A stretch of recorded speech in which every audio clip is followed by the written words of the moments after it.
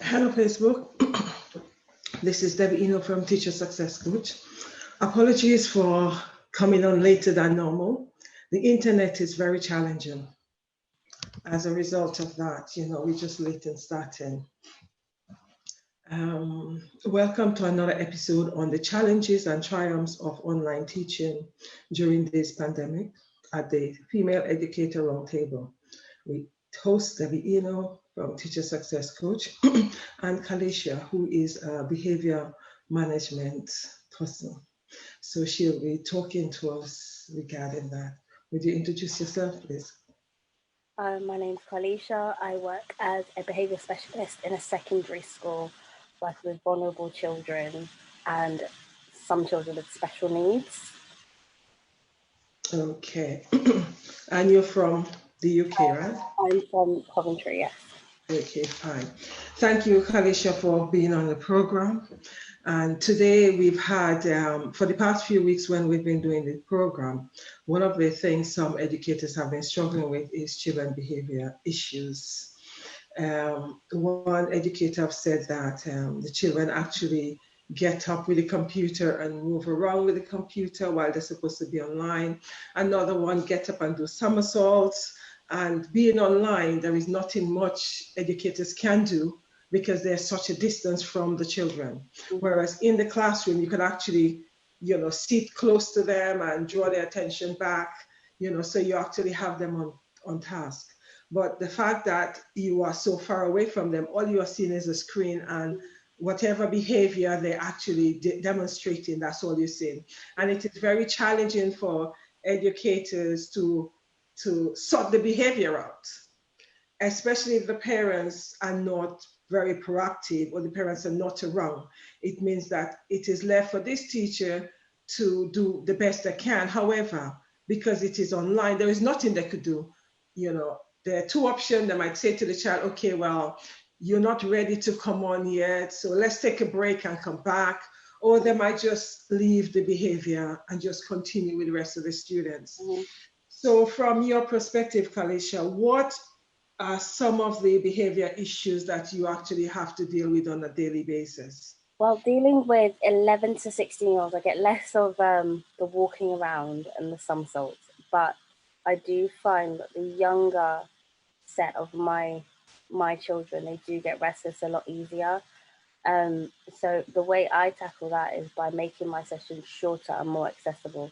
So even if I have to say, okay, well, we'll go on at 12, we'll take a break at 12:30, so you can go move around, get what you need to get, and then you come back at 12:45. And usually they're quite good at that because it's that break between, because this is quite an intense way of teaching. It's a lot of verbal, and not all learners are the same. You've got your kinesthetic learners that will need that movement in order to absorb that information that you're giving them. So giving them that opportunity, I think for the younger ones, one of my friends who teaches, I think year 3, she incorporated a movement break within her lesson. So they knew, so she had like a schedule of the lesson. They knew that after half an hour they got up, they had a shake break, so they'd shake all their body. And that's how she sort of tackled that. I'm going to walk around with my computer, I'm going to do a somersault, because they knew as a class they were going to do movement together. To stop that restlessness, because you've got to imagine they're at home and they're allowed to move around freely all day, go to the fridge, go outside, go in the garden if they have it. They've got all this free range, and then you're expecting them to sit in front of a screen and look at you, and there's no physical contact, they're not feeling your energy. It's just they're basically looking at a video, and it's not, you're never ever going to get that same connection where they're going to be able to sit, because they're not in that frame and they're at home.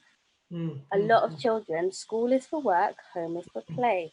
So you trying to bring work into their home is a completely different setup as it is. So I think incorporating things like movement breaks, incorporating breaks within your lesson, so that they know, okay, I'm not going to be sitting here for a solid hour and a half. I'm going to get a break. I'm going to be able to move. Should subside some of that behavioural that you'll see, because they're restless and they just need that break. Thank you. So have you been teaching online as well as in the classroom? Is that what you've been doing, or you just been doing online? What have you been doing during this time? So I go in a day a week to see my key students. So they come in to see me. They have a half an hour slot um, Okay. on a Tuesday, and they Okay. come in. They tell me how they're doing with work. If they're struggling with anything that the teacher's set, we'll sit down. We'll work through it. If they're struggling with things at home, because sometimes it's being at home with parents, with siblings, 24/7 is a lot on the mental health. Mm-hmm. So getting an opportunity, one, to get out of the house, Mm-hmm. two, to tell someone, okay, I'm struggling with this aspect of being at home 24/7 Mm-hmm. is a lot for them. Um, Mm-hmm.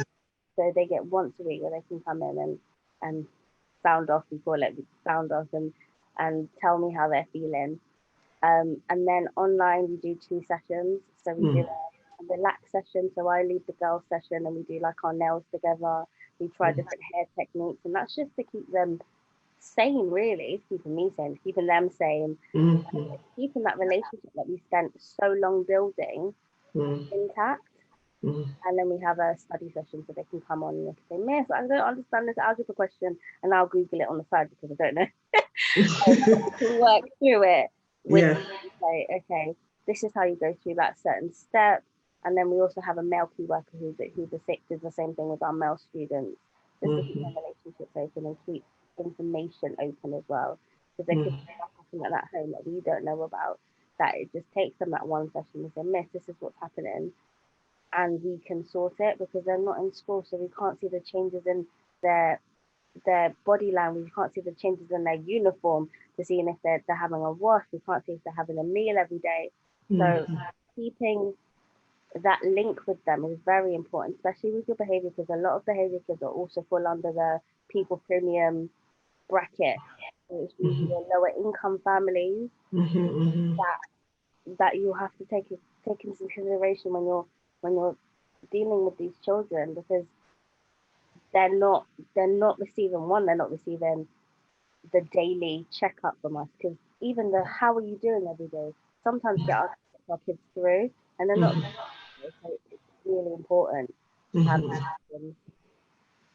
Right. Okay. Okay. Thank you for that. One of the other thing is, how are you addressing the behavior online? That's one aspect. And what's the difference with you actually seeing them online and seeing them in the classroom?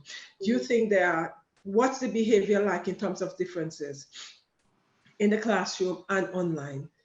Are there a big disparity between both of them? So for me, there's a difference purely by the way they interact. Mm, You can feed a lot of energy with children, and well, with people you can feed a lot of energy, and you can't sense that mm, over a video. You can't sense whether they're angry. You can't sense whether they're anxious. You can't sense these things. So you just have to go on what you're kind of seeing. mhm, So for me, it's more difficult to tune into how they're feeling mhm, rather mm, than face to face. So when they're sitting in front of me, I can go, okay, something's wrong. I can feel it rather than I can say, Miss, this is something wrong. It's more of a feeling. So rather than them having to come with information, which they have to do now because it's a video, I would know something's wrong from the minute they get to me, mhm, and it's mhm, mhm, okay, we can sit down. We don't have to talk about it, and slowly get that information from them. But it's more of a I have to directly ask now, is everything okay? mhm, mhm, And mhm, it's up to them whether they want to share that information with me. So mhm, that's, I think, for me the difficulty when it comes to behavior and online and in class, just being mhm, able to feed off that energy. How I think that's how we um tackled that, is that's why we went in the once a week, so we can actually see them physically mhm, mhm, and have those conversations, because it's a lot easier to do in person. We couldn't find a way to make that easier online, mhm, purely because emotion is very a sense thing. You have to sense these things. So mhm, it was hard to do online. So we said no, we have to give them an opportunity where they can come in and speak to us. And sometimes they can't speak about some of the things they want to speak to us about in front of their parents or in the mhm, house. which again means that if we didn't open up that session for them, there'd be a lot they're keeping in because they don't want mum and dad to hear, they don't want their siblings to hear. So opening up that session was very important.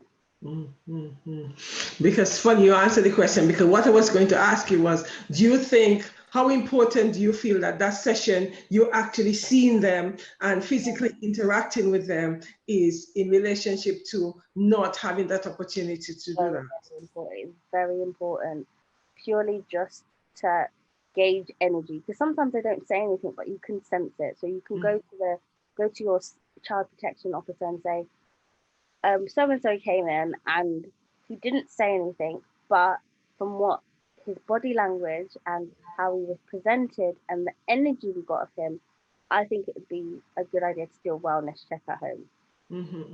Because just of the way they presented.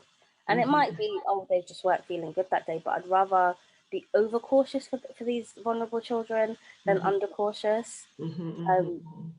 So yeah, it's very important, crucial, I think. How do you, thank you for that. How do you think, or how do you feel that these management, behavior management need to be dealt with within the classroom? Because you're very experienced in terms of how you are able to deal with the children, but there's some teachers in the classroom do not have a clue as to how to deal with these children. Because I've been, observing some of my colleagues and actually seeing, the way some of the children are behaving and how it is being dealt with. Because you could clearly see that it is a lack of experience. It's either they're young educators and they don't know how to deal with it, or the fact is that sometimes they have more than one child in the classroom that is demonstrating this behavior issue. So how do you think they should be dealing with that? I think we forget as educators sometimes that our students are human first. So we have to tap into their human ability to read us and also the human ability to have certain emotions about a situation, about how they're being spoken to, about what they're being told, and the language we're using when we are speaking to them. For me, I've always been told that if you shout at a student, you as the adult in the room have lost control. And your only job, well, your primary job in that room is to keep control. So if you have shouted, they have tapped into a part of you as a human, and we are human, that has made you lose control. So first and foremost, I think we have to make sure we're emotionally intelligent enough to assess ourselves to see if, okay, I'm in control of the situation, and then also assess the human that we are dealing with, because not all people are going to interact in the way that you want them to. So some children will deal with you saying, "Go and sit there now," and that's fine. But some, they're going to see that as rudeness, and rudeness usually, for me, in my experience, has a negative response rather than a positive response. So rather than say, "Go sit there now," try, "I need you to move seats," and give them a reason, because they're human. So they're going to want to know why. Why do you want me to move seats? Because a lot of the children that have challenging behavior do not like being singled out. So you saying they need to move seats, they're going to think, why do I need to move seats? What have I done? And there'll be a whole thought process behind that. Why are you making me move seats? Why are you singling me out? How are you not, why is it not that person over there that's also talking? Why have you decided that it's me that needs to move instead of, so it's all these thought processes. So if you, in your first instruction is, "I need you to move because I think you would work better," and there's an explanation, there's no time or reason for conflict, because you've given them a reason, you've not ordered them. It's a question. Well, no, it's a statement, but it's a statement indifferent. "I need you to move there because," and it's just the use of language. I know that there's 30 children in the class, and you can't just isolate with one child. But if that one child is causing problems for 29, I think you need to assess that one child and say, okay, what can I do to de-escalate this? So when I'm talking to him, it's not going to be explosion. So instead of a 10-minute conversation that I have to have because I've ordered him to go over there, it's a 2-minute conversation because I've explained as to why he needs to go over there.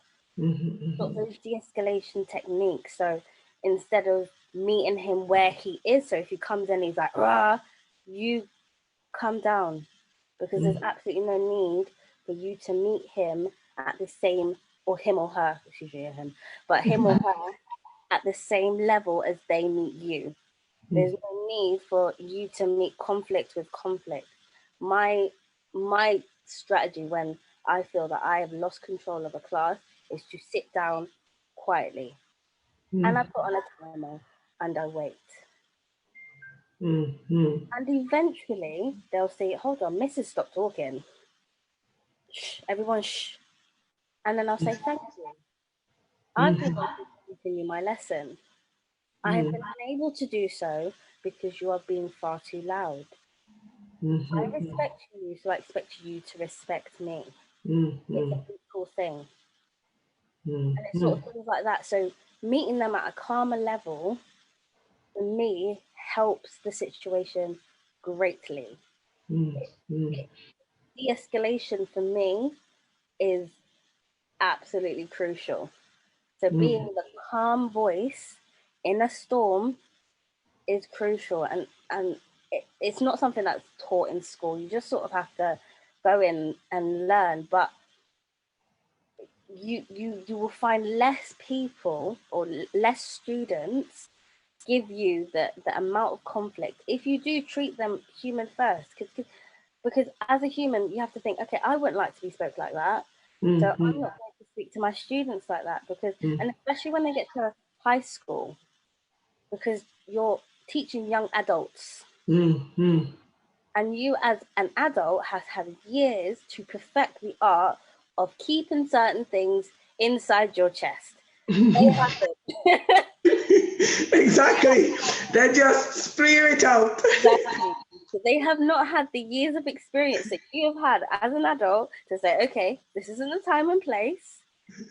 Let me put it into the back of my brain and we'll come back to it later. No, they're going to tell you now, and they're going to say, I'm going to say this now because it's on my head, and they don't have that self-control. You as the adult have to have that self-control, even if it is to say, I'm aware that you feel that way.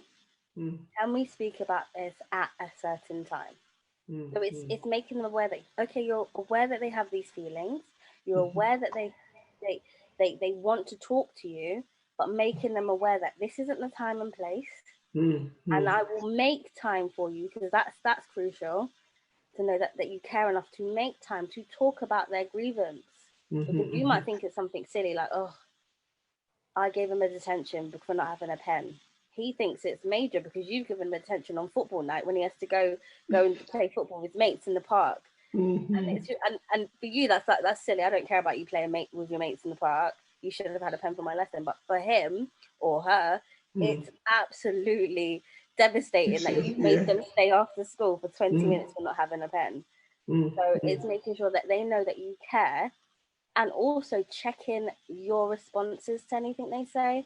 So I had a teacher that used to roll her eyes at students, and she didn't realize that she did it every time a particular student would talk to her, but the student realized. So he picked up at that behavior. So he was like, she doesn't like me, miss. I was like, why would you think she doesn't like you? Because every time I come into the room, she rolls her eyes. So it's checking that behavior. In response to your students, especially your behavior students. And I know it's hard that if little Tommy's coming in and you know that he's hard work, not saying, ugh. Exactly. It is really hard, but as a teacher, you do need to, every day is a fresh start, every day is a clean slate. Yeah. Little Tommy's been naughty from the beginning of term. You've got to give him a fresh start. Every time he comes into your lesson, you have to greet him with a smile. You've got to be like, good morning, because one day little Tommy will go turn around and say, morning, miss. And you're like, oh, okay. Yeah.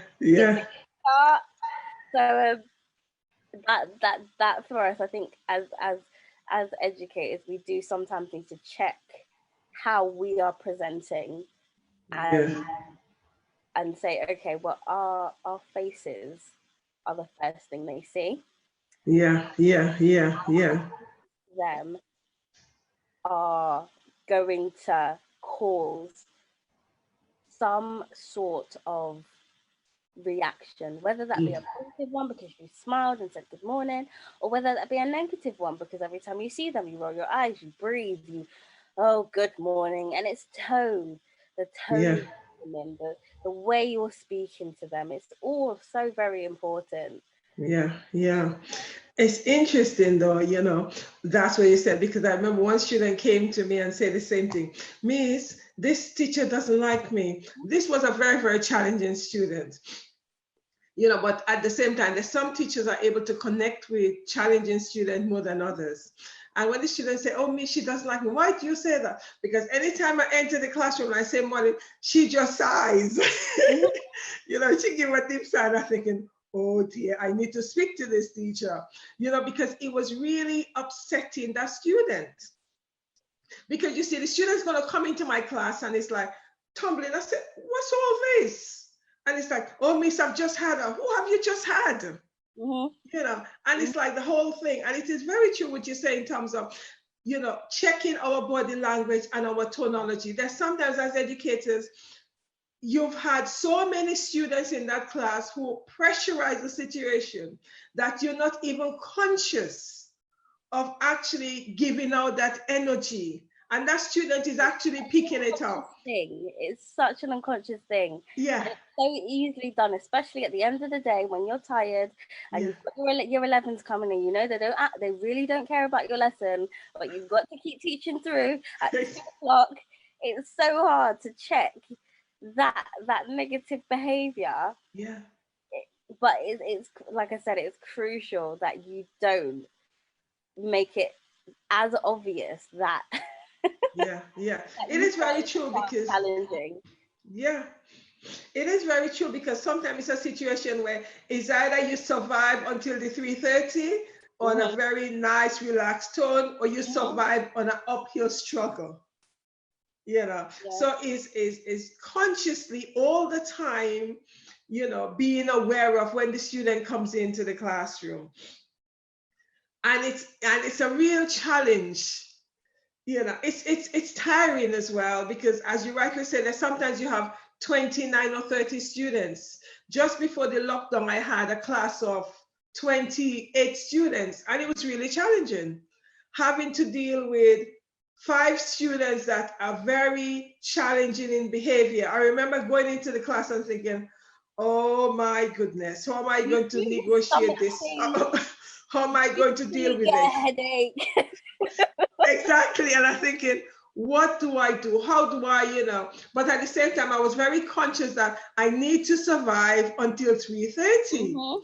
So I would have to, if the fact that the behavior was getting out of hand, I'm thinking, okay, I need to control my class. But at the same time, I cannot shout to them, because shouting, because they already told me, Miss, we have some teachers, all they come in to do is shout. And I'm thinking, okay, Debbie, you go in, they've already told you that, just make sure you speak as quietly as possible. And when they start lifting the voice up, you just remind them, hold on, why are you overpowering me? And I realized that worked, because for that day I had a fantastic lesson. When I was talking to one of my colleagues, they couldn't believe that was the same group of students that was making so much noise. I said, yes, because I'm not shouting at them. They already told me that all the teachers do in this school is shout. And I'm thinking, okay, Debbie, it's like I was practicing in my head. You have to bring it down. Exactly. I went into the science class and they go, oh my God, this science class is awful. They don't listen. All they do is talk. Every time you give an instruction, they talk. And I said, okay, I'll come in and you just give me the lesson and I'll see what I can do. And I walked in and I'm pretty sure they thought business as usual, doesn't matter the teacher. And I walked in and I said, okay, before you guys start, my lesson takes 45 minutes. Whether that be 45 minutes of my time or 45 minutes of your time, you need to make that happen. I said, that's how long my lesson takes. And I said, as long as you talk, it's going to be more and more of your time. So during that lovely break that you have after my lesson, you're just going to have to sit here and listen to a science lesson. So just know my lesson is 45 minutes. And every time you talk, I'm going to stop my lesson. Because I don't think it's fair that I have to talk over you in order to put this information forward. I said, I don't mind you talking in the middle when I've given you your work, talking to the person next to you silently, but while I'm giving an instruction, I can't do it while other people are talking. So I said, I will give you 2 minutes to get whatever this is out, and then I'm starting my lesson. So I put my timer on, it was 2 minutes. 2 minutes came, and I put on my PowerPoint, and they were silent. Because you've given them instruction, it's clear. Yeah. They thought it was business as usual. It is not business as usual. You need to make your expectations clear. My expectation of you is to be quiet, because I can't effectively give instructions while you're talking. You can't effectively listen to instructions while you're talking, because as much as you can walk, talk, and chew gum, you can't do everything excellently at the same time. You've got to give me 100% of your attention, because after I've given my instruction, if you then put your hand up and say, Miss, I don't know what to do, you're lying, because I've given your instruction, and if you're listening to the instruction, you would know what to do, because I know I'm very clear. And it's about being very clear with the expectations that you have of your class. That first lesson you have with them, even if that lesson is just spent coming in and out of the classroom because they're not meeting your expectations. You don't lower your expectations because they're not meeting them. You keep your expectations where they are, and until they meet them, you just keep going over them. So for that first lesson, you have to go, okay, everyone out. I'm not going to have you in my classroom shouting like we're in a circus. We're going to try this again. And until they can enter the room quietly, because that's another thing. If your students aren't entering the room quietly, it's very unlikely that during their lessons they're going to be quiet. That's very true. So starting your lesson on a calm, so good morning, greeting your students, making sure you're at the door, not hurrying down the corridor. And I know that's really hard sometimes because my school is huge. So getting from one lesson to the other sometimes is a 10-minute walk.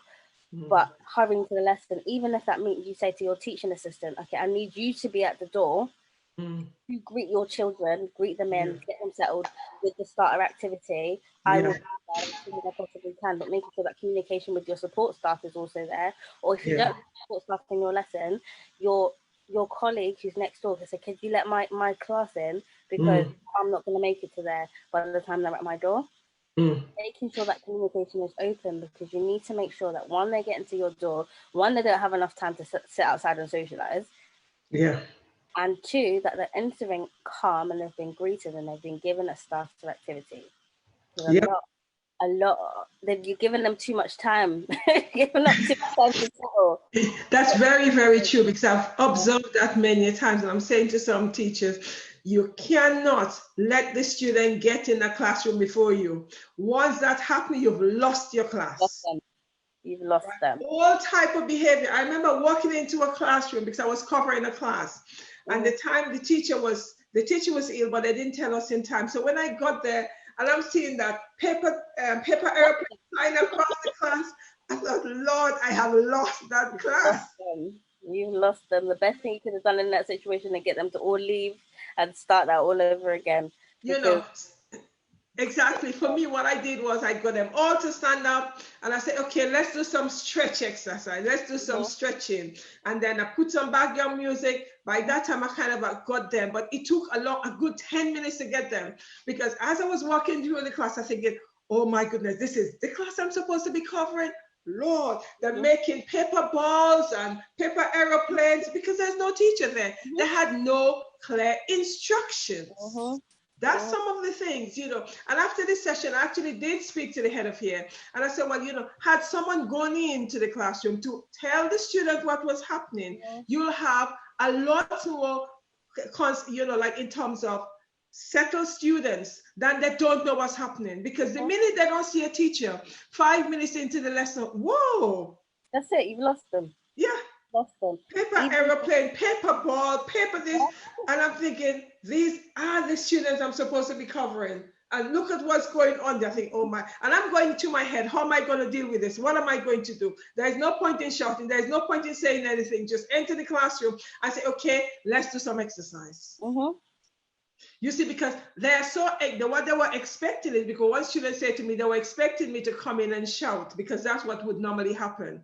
No, I don't have energy to shout to students. I don't have the energy. I don't have time for it. And I think a lot of my kids also say that they find that teachers don't carry through with their consequences and carry through with their rewards. So if they've done well and you say, oh, you're going to get 5 merits, or you're going to get whatever the reward system is in the school, they don't actually carry through, because the days happened, they've had to mark this, and by the end of the school they've forgotten, they've said to the student, I get 5 merits. So come the next class, they'll be like, sir, you said you're going to give me 5 merits because I did really well.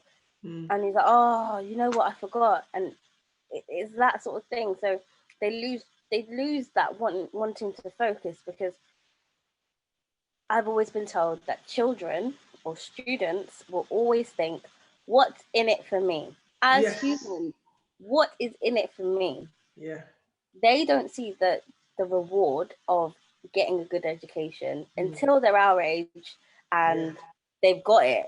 While they're in school, they can't see the point. So you need to make it good for them. So what isn't it for me? And that's what I sit down with my students and I say, you know what? Your teacher could sit in front of the class all day and do absolutely nothing because she's getting paid. She's getting paid. She doesn't have to teach you a single thing to get paid for that lesson. She's doing it for your benefit. You need this information in order to succeed. You need this information in order to get your qualifications and get your A levels and go to university and get whatever degree you want to get the job that you desire. And it's not the end of the world not to get your qualifications, don't get me wrong, because we also have to say that, but it is a lot easier to get where you want to get if you focus while you're young. Focus on what you want while you're in school, while you've got all this support. I said, once you get past A-level stage, because A-level you still get a semblance of support. When you get to uni, it's up to you whether or not you pass or fail. Your professor will give you the information. It's up to you whether you take good notes. It's up to you whether you listen to the seminar. It's up to you whether you wake up in the morning to get there on time. All these things is up to you, and that's what we're training you to do. We're training you to have these skills, so when you leave school and it is up to you, and you maybe move into a dorm and you have to cook for yourself, and all these life skills come up, you can say, oh, I remember Miss Michael said I need to be on time. So I need to be on time for this lesson because it's an important life skill. And that's those sorts of things that you have to make it very, very clear that we are not telling you to be on time for our sakes. And yes, it makes our lives easier, but it's not for our sake, it's for your sake.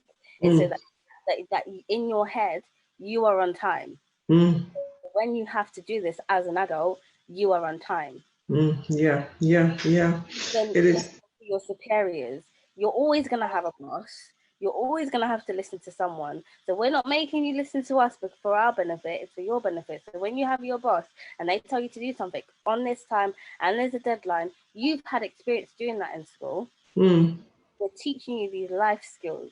And that's what you sort of have to tell your students as well, that yes, there are other pathways. And yes, you can get where you want doing other things. But if you want to go down the academic pathway and go down the pathway where you're in a business, you need to have these skills. And that's what we're teaching you. We're teaching these skills, these good writing skills. We're teaching you these numerical skills. We're making sure you have these core skills so that in life you go, oh yeah, I did that. And yeah, you might not ever use the Pythagoras theorem ever again in life.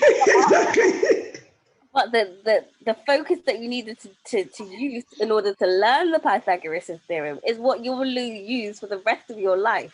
Yes. You understand? So things like that, you need to make it. as educators, we need to make that clear that yes, we have a curriculum, but we also, as adults, are passing on life skills that we know that will make it easier for you in life. It is so true, though, because that's definitely, we need to really remind the students what is in it for them, because that's a common thing you get all the time, especially students who are not motivated. The thing that's thrown to you all the time is, what's the point of me doing this? There's no point. I don't need this anyway because I'm going to do X, Y, Z. You know, it's like a constant thing. You know, you need to find the nuggets. Talk to you, say them, well, this is the reason why you need this, because you're going to be going on further. So therefore, you know, you need, it's like a stepping stone. You have to be ahead of your student all the time. So I then know, okay, well, I need this stepping stone in order to go this way. It's a challenge. It's a real challenge, especially, as I say, students who are not motivated. And we have a lot of those, especially if they've had negative experience within the education system anyway. Definitely, yeah. You know, and the common thing is, oh, well, this teacher doesn't care. And I have to remind them, not that the teacher doesn't care, you know, the teacher, just like you, he or she is tired. Have you ever thought of that? At the end of the day, that last hour is difficult. That's what we have to tell them as well. As tired as you are, we are tired as well. And to be fair, we stand for a lot longer of the day than you guys do. Exactly. As a teacher, you stand for at least 6 hours a day. We're exhausted by the time we get to us. So you need to see us the same way we need to see you as human. You need to see them as human as well. Yeah. We also have to challenge us as educators our bias. So even if you have a fresh start, and say you've got a year 8 class, but in year 7, Michael was like a nightmare, you can't then think Michael's going to be a nightmare in your class. Exactly. Tackle Michael when you get Michael.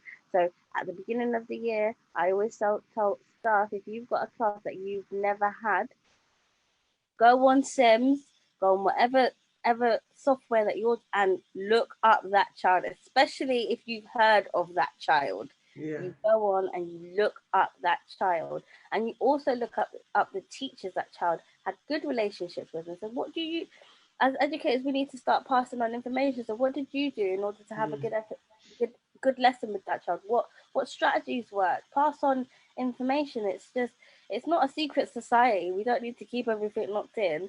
Pass on those information. Make sure that this information is readily available for everyone, even if you have to give it to head of years, head of houses, and say, this is what works with this child, and I know he's challenging, but this worked for me. And even if it doesn't work for everyone, at least it's a strategy that you can use. Making it an open discussion, making it an open, because I think a lot of teachers don't want to admit that they're struggling with a certain child. They'd rather just send them out and forget. And that's never going to work, because we don't have the space to send every child that is a difficulty just away and forget about them. We need to find strategies. And if there's an open discussion and saying, okay, all right, as a whole, everyone's having struggles with this child, let's sit down as a teaching staff and say, what can we do as a strategy? And even if it's that child stays in for half an hour and then he goes to the head of house for a walk or a break or blah, blah, blah, and he comes back with a fresh start, then just integrate those things into your lesson. It will make your life a lot easier. Fine-tuning your behavior management for your difficult children will make your life easier, because some learners are different, and a lot of our behavior children, if you dissect their learning, they're kinesthetic learners. So they need that movement in order to absorb. That you'll find that in PE, they're fine. PT, they're fine. In all your physical subjects, they're absolutely fine. But come English, math, where they have to sit down, they struggle. So you need to develop a way of getting, oh, do you mind getting a pen from Mrs. across the class? You don't need a pen from Mrs. across the class, but you've given them that opportunity to walk across, get the energy out and come back. And it's permitted, rather than them squirming in their seat, getting up, going to the bin 5 times. Miss, I've got to sharpen my pencils. Big one. Making sure to make that person, oh, do you mind handing out the books for me? Yeah. Given that opportunity to move. Oh, do you mind wiping the board off of me. Oh, and constant praise. Yes, yeah. Constant praise. So, oh, well done. Yeah. You've done really well. Yeah. I've noticed that for that minute that you were quiet, Exactly. Exactly. Little baby steps of positive praise. Oh, you've done really well. And it might seem really, really, really menial, but just reminding them that they are meeting your expectations will be fantastic. You'll find that they're doing it without you having to praise them eventually, because they know that's what you expect of them. But at the beginning, you have to praise them. Oh, well done! You sat in the correct seat. Yes. Well done. I'm so impressed. Yeah. Don't put you on the board. It is so very true, though, because one of the things I personally, do not support is sending children out of the classroom. Yeah. When you send them out to the classroom, I remember when I first started teaching, and I was teaching special needs children or children with, learning disability. I did not understand the whole concept. I didn't have strategies. I remember sending one child out.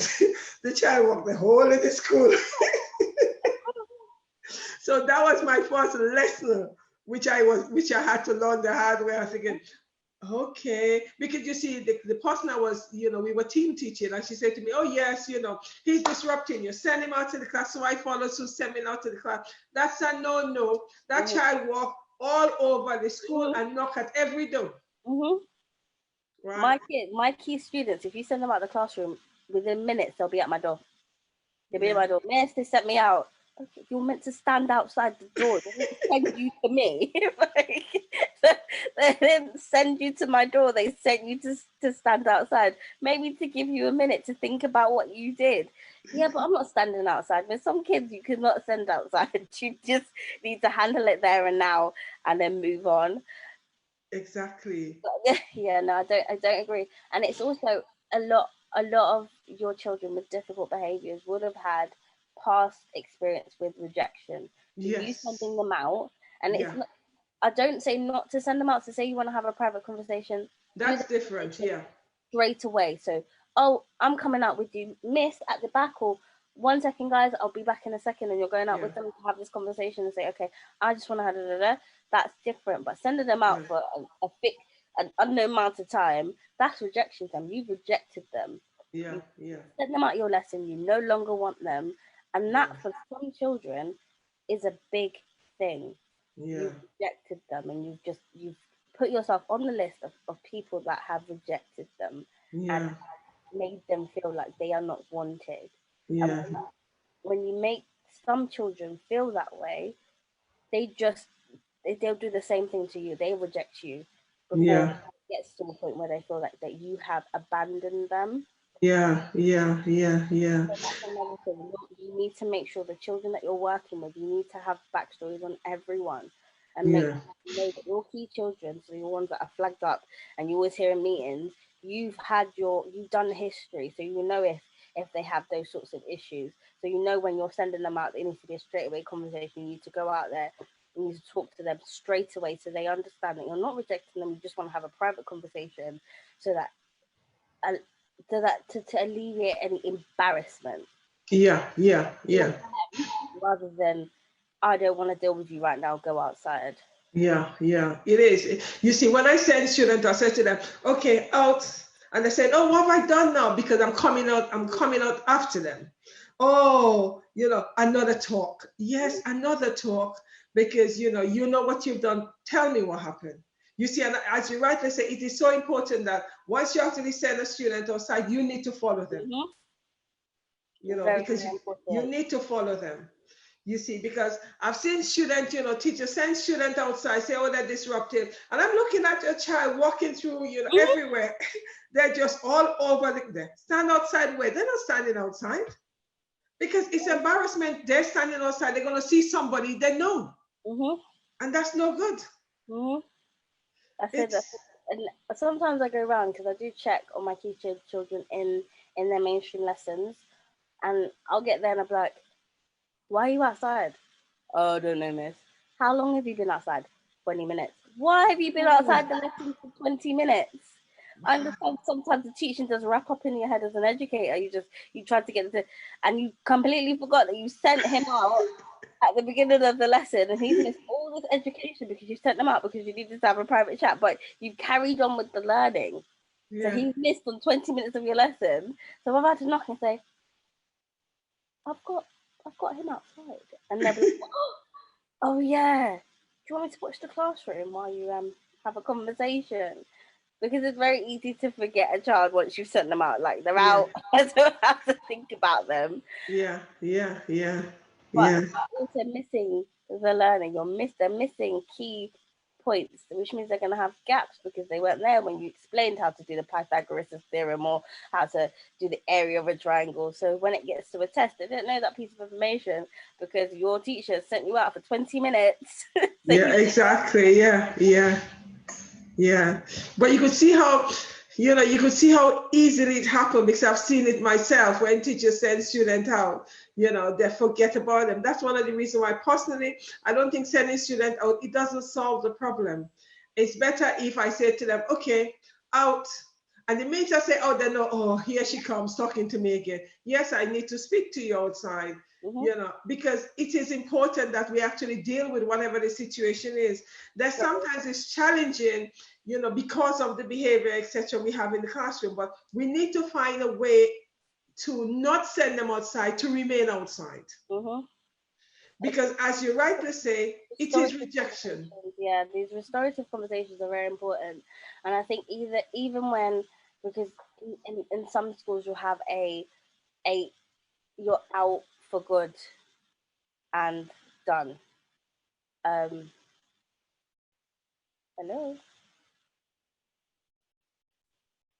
Oh, we're back. Technical difficulties.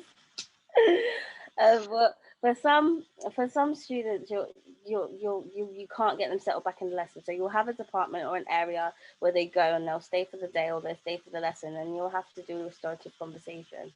And as in my role, I found that at the end of the day, it is very hard to get a teacher to come and have that restorative conversation. And the restorative conversation is absolutely crucial because sometimes that child does not know what they did. As much as they maybe threw Timmy across the room, broke every pencil that you had, smashed your screen, they could do all of that and they'd be like, but I didn't do anything this. Yes. Those restorative conversations are important. It also shows a level of care that you care about them being there. This is why we're having this conversation because you want them there and you want to make sure that as a teacher and a student, you have the understanding. You need to tell me what I need to provide for you in order for you to be successful in my lesson. Because you can't have this every single time you walk into my room. You need to tell me. So if that means you said you need to sit at the front of the class because you can't see the board, and that's why you're talking to your friend next door because you're asking her for this, that needs to be told to the teacher. And if the teacher doesn't come for those restorative conversations, then what was the point? Even handing out detentions and not following through. Oh, you've got a detention. Then come Friday, the detention doesn't happen. So they know that every time that Mrs. Brown gives me a detention, she's not going to follow through. So I can act however I want because she'll say I have a detention on Friday and she'll forget and we'll just carry on as normal. You need to be consistent. Yeah. You need everything you do with your students needs to be consistent across the board, whether it's your reception all the way to 11. Your consistency is very important. You need to consistently have the same behavioral approach, whether they're 5 or 15, because it's the same creature really, just with a little bit more life experience. Exactly. So you just keep consistent. If you make your expectations clear, if you make sure they know exactly what you want, also making it very clear, your lessons very clear, so they know as soon as they come in, they'll have a starter. So knowing what's going to happen, because a lot of these anxieties around the lesson and what's going to be taught can be alleviated if they know in your classroom, as soon as they walk in, there's going to be a starter. So they walk in and they do it, and they're going to have 10 minutes to do it while you do the register. Mm, And then mm, after that, they're going to have a main. And then there may be a video. And then there may be another, like, just so they know the structure of your lessons. Keep it mm, consistent. You can't mm. have that sort of lesson one day and then one day they're coming in and you have no idea what's going on. And you hold on a second, I've got to get the PowerPoint up. There's a lot. There's a lot of time then for them to be like, Yeah. oh, I'm going to take my phone out underneath the table, and I'm going to look at it, and I'm going to look at Miss to see what she's doing, and I'm going to look at the phone because they've got time to do it. Yeah. There's nothing amusing in your lap, so you shouldn't be looking down. Exactly. Yeah. That's my promise. Yeah. Phone for Yeah. me to be kept in your bag because I'm not going to ever need you to have your phone out. Yeah. It's Yeah. distraction, alleviating those distractions, even having like a busy wall that they could gaze off into and be like, oh, look. And they're not listening to you, thinking about how your work environment looks. So if your Yeah. desk is their desk is because they're going to emulate your behavior. Yeah. Yeah.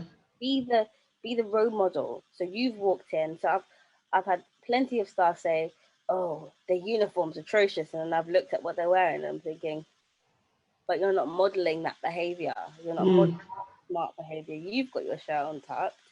Why are you wearing shorts today if they're not allowed to wear shorts today?" Sort of like Mm. model that behavior. They're seeing it from you. I Mm. absolutely hate wearing shoes. I wear shoes because that's what they're expected to do. I won't come in brand name shoes because they're not allowed to come in brand name shoes. I'll Mm. sit at my desk because they said they have to sit down at their desk. I'll make sure that I'm organized, I expect them to be organized. And it's about modeling that behavior as educators so they know Mm. that we're not just expecting it from them, we're expecting Mm. it from ourselves as well and holding ourselves at the same standard as we would hold them. Yeah, it is true. It is very true because we have to be accountable. Because many times I'm hearing students say, "Oh, but me saying not to do that, but me's doing the same thing," and I'm laughing. I'm thinking that's what I say to educators. I do not have my phone in my classroom, so therefore no students would have their phone in the classroom. Mm-hmm. Because when students come, I say, "Hold on, your phone needs to be away. I don't want to say it," but Miss allow us because Miss is on her phone. Well, you I'm need not Miss. exactly. I'm not Miss. I say, you haven't seen any phone on my desk, so I don't expect you to have phone in your desk. So you see, it is so true. We need to model Mm-hmm. what we want the students to actually copy. Mm-hmm. You see, on the other hand, I suppose because I'm coming from a psychological perspective, mine is, behavior, learn behavior, etc. So therefore, in my class, there are very different expectations. It Mm-hmm. depends, it doesn't matter what subject I'm teaching because I think it is so important that the students have to see you as a role model. That's Mm-hmm. what I said to one of my colleagues. I said, what are you doing with your phone in your classroom? I said, you sitting there, they come in, seeing you on the phone, and you know what they're going to be saying? Well, Mrs. on the phone, oh, well, but I'm the teacher. I hear you, but you're the teacher. But you need to be mindful of the message you're giving out. Mm-hmm. For me, I think the hierarchy, what I'm the teacher, so I can get away, it needs to be scrapped. Because yes, Yes. you're the teacher, but you're also there to show them certain life skills. So if you expect them not to do something, I expect you not to do something. So I had a teacher that kept on telling the students to shut up, but he didn't like when they told him to shut up. And I said, well, if you're telling them to shut up, they're only going to copy your behavior. So they're parroting what you're doing. You're telling them to shut up, so they're going to tell you to shut up. Exactly. Maybe try to be quiet. Can you stop talking? An Yeah. actual instruction. Shut up isn't an actual instruction. You're just being rude. It's Exactly. rudeness. So rudeness only begets more rudeness. Mm. So the responses that you're getting because you're being rude, maybe adjust your approach a little bit and you might get more positive responses. Mm. Mm. And he did that for maybe a month and he goes, yeah, they were actually just copying the way I treated them. And I said, because at their age, until they're about 18, they're parrots. Mm. Copy Mm. what they see. Yeah. They're Yeah. seeing negativity. They're going to copy negativity. Yeah. Yeah, because they see you as the role model and Mhm, they look up to you as an educator. That's the thing about it. mhm, So, in terms of what we do as educators, we need to be so very careful mhm, because in the last 3 to 4 months, I've actually been teaching the younger group, and it's interesting because having been out of education for a while and gone back in, and I've gone back into schools because I've decided I do not want to go back into college or university. It's a rude awakening. It's an awakening because yeah, it's like I forgot what the year 7, 8, 9 are all about. And when I'm teaching those, I'm thinking, ooh, it's like I'm going in and preparing my mind. I'm thinking, yes, you're not teaching sixth formers, you're going to teach the younger group now. So therefore, you need to do a mind shift, complete mind shift. Because what you could do with the older ones, the sixth former, it's like you're leaving them and you could do something else.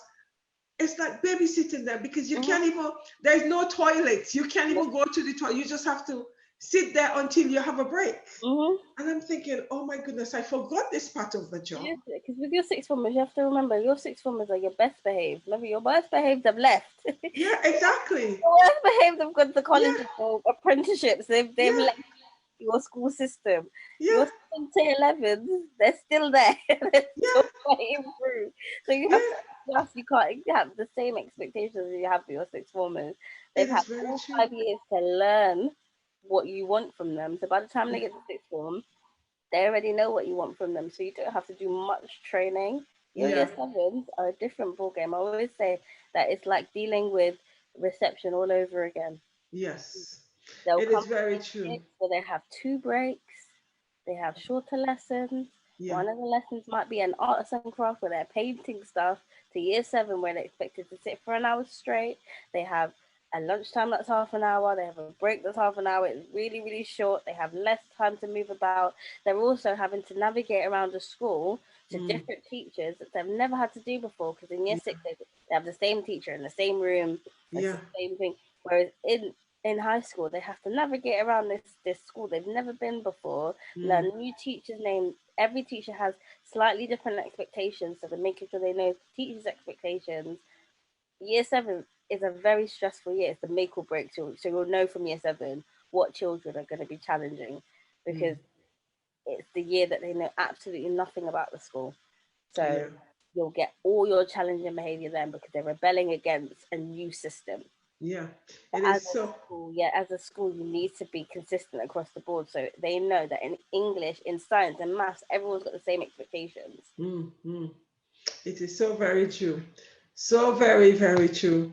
Because I forgot what a year 7, year 7 felt like until I had to actually go and teach. And I'm thinking, whoops, whoops, whoops. I was teaching the biology, and it's like everything was a joke. And I'm thinking, you know what? Forget about forget about this timetable. We're having a break, guys. I needed to give them a break, because there's no point in me trying to teach them, because they need a break, because it's too long for them to be sitting there. So when we actually start teaching, we have to be very mindful as to the group of students we have in front of us, because there's sometimes the behavior could be reduced if, as educators, we're mindful of how we structure our lesson. It is so crucial. Forget about the 50 minutes lesson. I feel that we need to, yes, that's what they say, but we need to chop up our 50 minutes lesson or our lesson into small chunks. And even if that's not a complete break, and that's just a break from having to do actual academia, so make it a shake break, make it a movement break, we're going to play an academic game. Just something that's not that they have to sit down. Because I did a game where I put post-its around the room of different animals, and they're young, and they had to go around the room and find the matching post-its. And that was a 5-minute activity, but it gave them that break from me telling you have to sit there, have to do this worksheet, or have to do this activity. It gave them a break from having to absorb all this information enough so that they could get on with the rest of the lesson. So it's about educators trying to find different ways to teach the same things, finding different activities that's not just sitting there and doing the worksheet. That maybe, we're going to make a volcano out of plasticine today so that you can see the structure. We're going to use paper mache to make it a brain, or we're gonna use paper mache to do a script so that we can then put a quote on it. Just other alternatives to sitting down for an hour, because me in a meeting is terrible. I get to about 20 minutes and I already want to leave. So you're telling me, as an adult, as a 27-year-old, I'm sitting in a meeting after 20 minutes. I want to get up. Exactly. And I'm an adult. You can't imagine an 11-year-old sitting for an hour. Yep. And then they get that 5 minutes in between the lesson and they have to sit for another hour. It's a lot of sitting down. And as a teacher, we don't do as much sitting as they do. It is very true. Walk around. We make sure they're okay. So we're doing stuff to keep ourselves alert and active, but we're not incorporating that for them. That's very true. So therefore, we need to be more reflective of, how we actually do that. Thank you very much, Kalisha. Can you just give some tips in relationship to how educators need to be, let's at least give 5 tips, because there were so many tips in between anyway, right? So let's just, Top 5 is language. Yeah. When Powerful. When talking to students, make sure your language is positive rather than negative. So instead of get out, I need you to step outside so we can have a conversation. The positive language rather than negative language. My top tip 2 is seating plan, because that that will make and break a class. If you put little Tommy and little Jerry together and they're not going to be great, that's going to be terrible for your class. So it's making sure you know the students that are in your class enough to know where you can put them in a seating plan.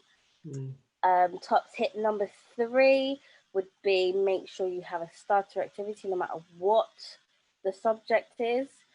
So make sure they can come in and do something simple, that they don't need to ask you a question, whether that be a crossword, word search, join the dots, just something really simple that they can come and sit down and get on with.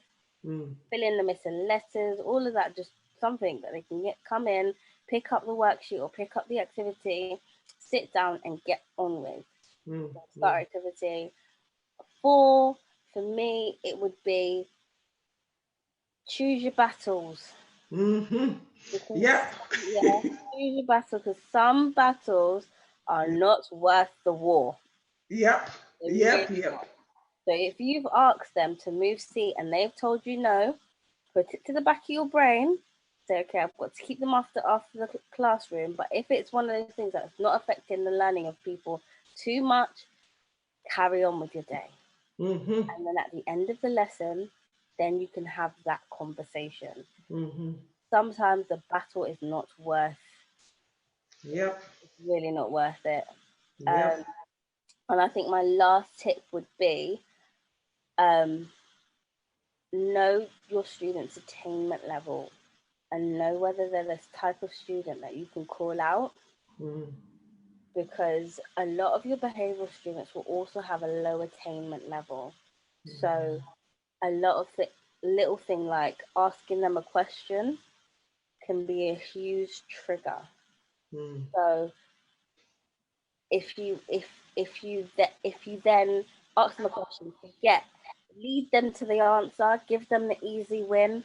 So you say, oh, what's the colour of the sky? And they're like, it's the same colour as water. Lead them to the question so they don't feel like they've done something to embarrass themselves, because embarrassment is a huge trigger for behaviour. That'll get you a kick off before anything else. If they're embarrassed, they'll make sure everyone then focuses on their behaviour rather than them being embarrassed and them doing something that embarrassed them. They'll make sure they make the hugest scene, so that what they remember about that situation isn't the fact that they didn't know the answer, it's the fact that they had made the hugest scene. So I think it's knowing your students well enough to know who you can and cannot call on. Thank you. That's really, really is fantastic. In terms of, sitting plan, I change my sitting plan every week. That's deliberate because I feel that I want them all to be working with each other.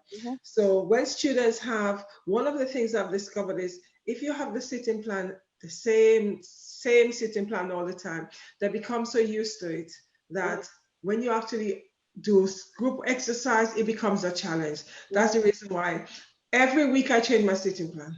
Mm-hmm.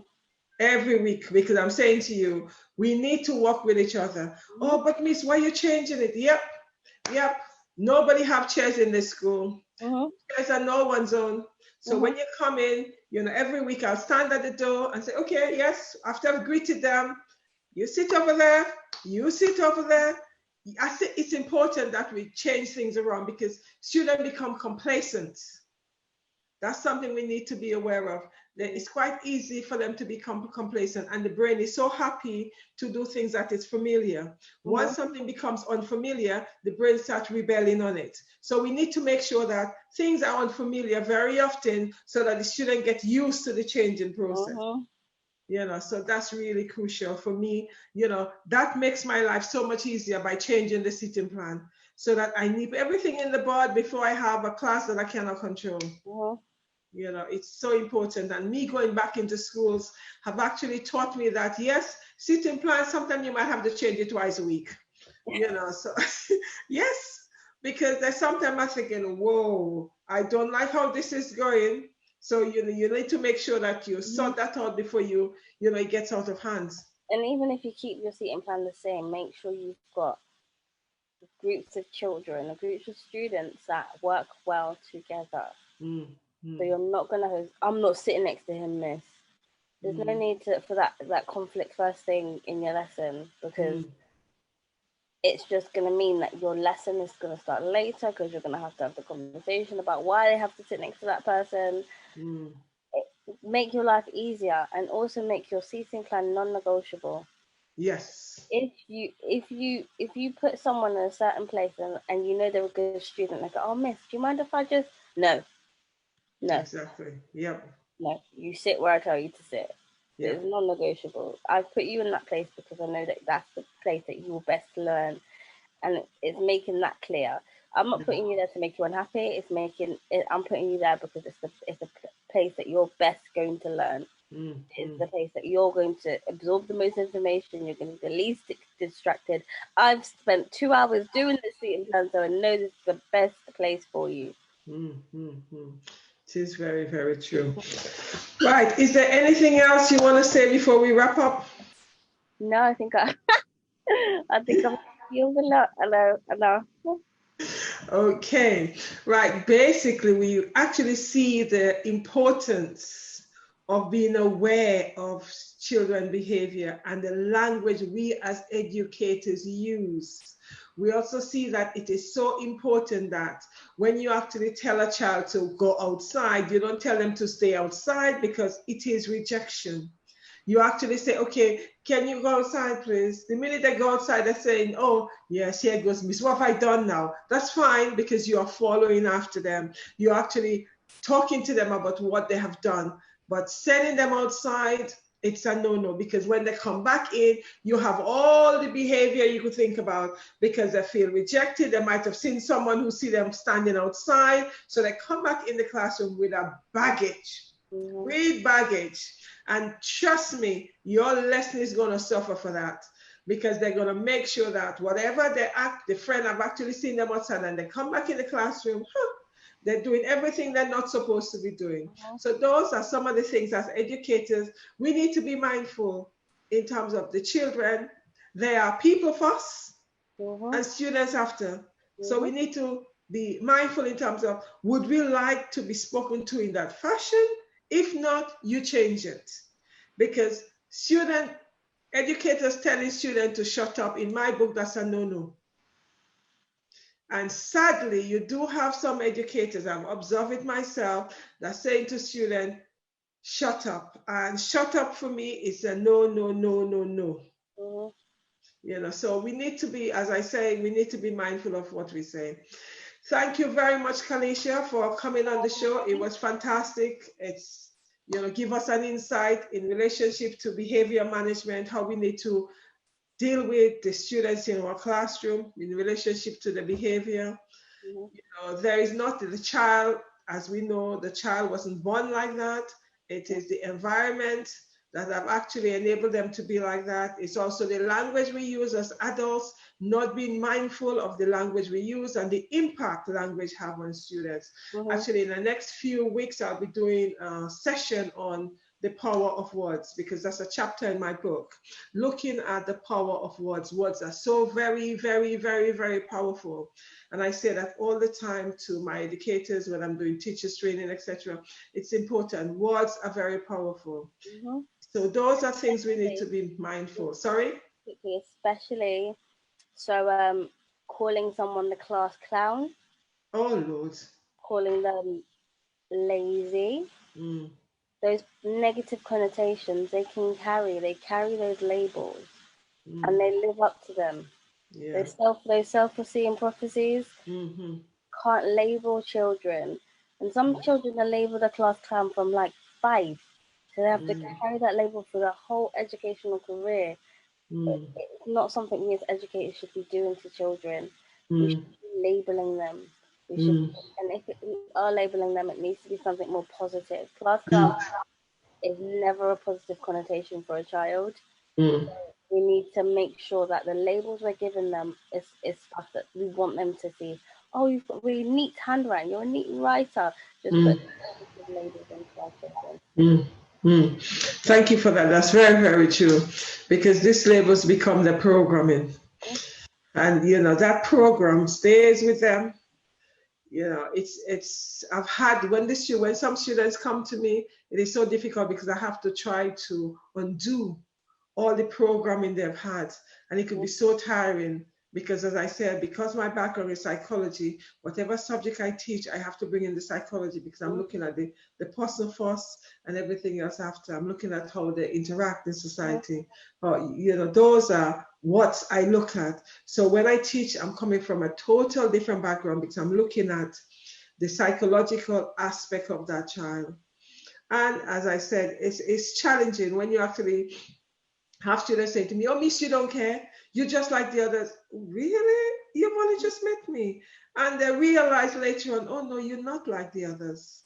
But it takes a lot, because they've had all the negative programming, you know, as you say, Kalisha, all the labeling, and they come to you with a bag of labels, a bag of labels, which you then need to try to get them to get rid of. And it is so sad, in the 21st century, we still have the situation where educators still label students. I've had that when I came to this country, which is going to be another topic when I start talking. I actually had this label when I came to this country, which actually followed me to an extent. It doesn't matter if your parents are positive, it doesn't even matter, you know, because the educators are so powerful that your parents doesn't matter. It's the educator that matters. We see these children more than their parents do. We see on a bigger scale, we see them for 5 days a week, 8 hours a day. Like, we see them more than their parents do. So the way we treat them is going to have a bigger effect in their later life. So I'm not talking about early years, in their later life, than what their parents say to them. So their parents can say that the sunshine, the moon, the stars, but if we as educators are saying, nah, he's a bit thick, or oh, he just plays up, and they're going to carry that more than if their parents are telling them they're a good child. And we need to be positive as well. We need to say, okay, this was really good. It'd be even better if. That's even better if. So not, oh, that was terrible. Oh, you could be doing this and it's all negative. It'd be even better. Yeah. Growth mindset. Even better. Yeah. Growth mindset. It is so powerful that we need to be very conscious in terms of growth mindset. It would be better if. It's like showing them the alternative. Right. We could be here for the next 5 days. Because when it comes to, you know, children behavior and behavior management and linking that to psychology and the power of educators, it's big. It's big. I will also do another program on looking at the power of educators, because I am not too sure if educators are really aware of the power. Because I know, you know, in terms of when you have children and you tell them, oh, do it this way. No, but Miss says this way. I have to remind my children that Don't forget, I'm a teacher too, but a reminder, but you're not a teacher with me now. Yes, but that demonstrates how powerful the teachers are. Because even though I'm a teacher, my children still don't see it as I'm a teacher. They see that, oh, me says do it this way. But I also know how to do it. How to it doesn't matter. Exactly, exactly, exactly. So educators, you need to remember your power. You are so, so powerful. You need to remember that. And whatever you say, because you are sowing the seed in the minds of the children, because the children's mind are the soil. So you need to be so very careful what kind of seed you actually plant. I keep on repeating this in all my sessions. It is so important. Anyway, thank you very much, Kalisha, again. Thank you, Facebook and my audience. I'll be back tomorrow. I cannot even remember the topic I'm having tomorrow, but I'll be back tomorrow.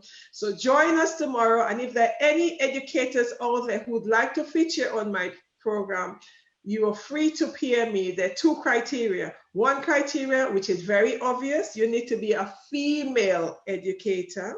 The other criteria, you need to be teaching during the pandemic, which means you need to be teaching online or it could be offline, because the main factor is teaching during COVID-19, to have a look to see how different your teaching is in relationship to when you're in the classroom. So these are, I said two criteria, I think there are three criteria.